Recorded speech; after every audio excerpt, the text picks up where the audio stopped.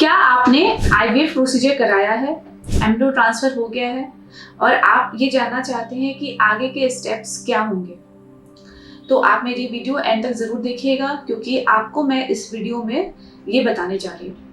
नमस्कार, मैं हूँ डॉक्टर रश्मि अग्रवाल।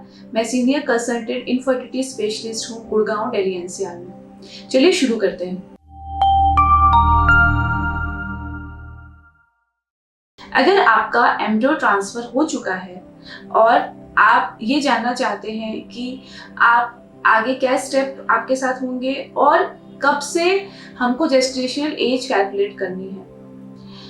ये जो एम्ब्रियो ट्रांसफर होता है, ये ट्रांसफर करने के 14 डेज के बाद आपका बीटा एसीजी टेस्ट किया जाता है।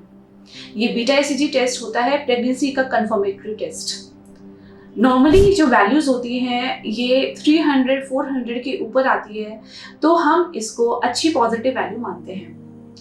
बट अगर ये कम आती है लाइक 100, 120, 130, फिर तो हम ये टेस्ट 48 आवर्स में रिपीट कराते हैं। 48 आवर्स में अगर ये वैल्यू आपकी डबल हो जाती है, इसका मतलब कि प्रेगनेंसी हेल्दी है।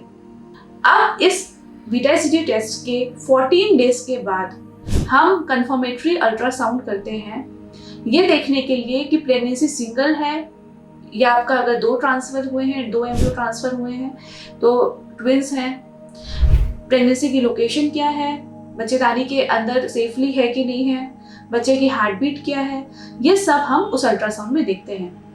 ये आपके लिए बहुत ही प्रेशियस मोमेंट होता है क्योंकि ये फर्स्ट अल्ट्रासाउंड होता है प्रेगनेंसी का।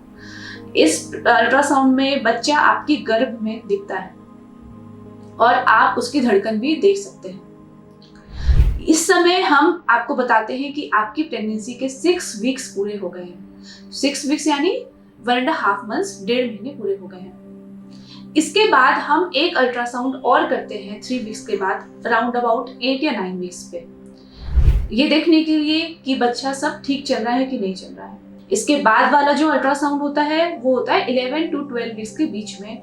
ये होता है बहुत ही जरूरी स्कैन, इसको हम लोग बोलते हैं एंटी एनबी स्कैन। इस स्कैन में हम बच्चे का न्यूकल ट्रांसलूसेंसी और नेजल बोन यानी नाक की जो हड्डी होती है वो देखते हैं और गर्दन की जो स्किन होती है उसकी हमको मोटाई नापनी होती है। इससे हम ये अंदाजा लगा सकते हैं कि आपका बेबी जेनेटिकली ठीक है कि नहीं है। इसी अल्ट्रासाउंड के साथ एक और ब्लड रिपोर्ट एसोसिएटेड होती है जिसको हम लोग बोलते हैं डबल मार्कर या डुअल मार्कर। इन दोनों को साथ ही रीड किया जाता है। ये फर्स्ट जेनेटिक स्क्रीनिंग होता है आपकी बेबी का। अगर ये नॉर्मल आता है तो कॉन्ग्रेचुलेशंस, ये बहुत अच्छी बात है, आपका बेबी बिल्कुल सेफ है और आपके 3 मंथ्स पूरे हो चुके हैं।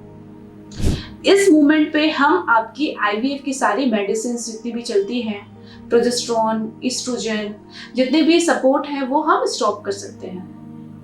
अब से आपको नॉर्मल आयरन और कैल्शियम की टैबलेट्स चलती है। तो ये जो फर्स्ट 3 मंथ्स होते हैं ये थोड़े क्रूशियल होते हैं, आपको थोड़ी स्पेशल प्रिकॉशंस लेनी होती हैं और ये स्कैन्स बहुत इंपॉर्टेंट होते हैं। आशा करती हूँ कि ये जानकारी आपके लिए लाभदायक होगी। Wishing you all the best, happy pregnancy and happy parenthood.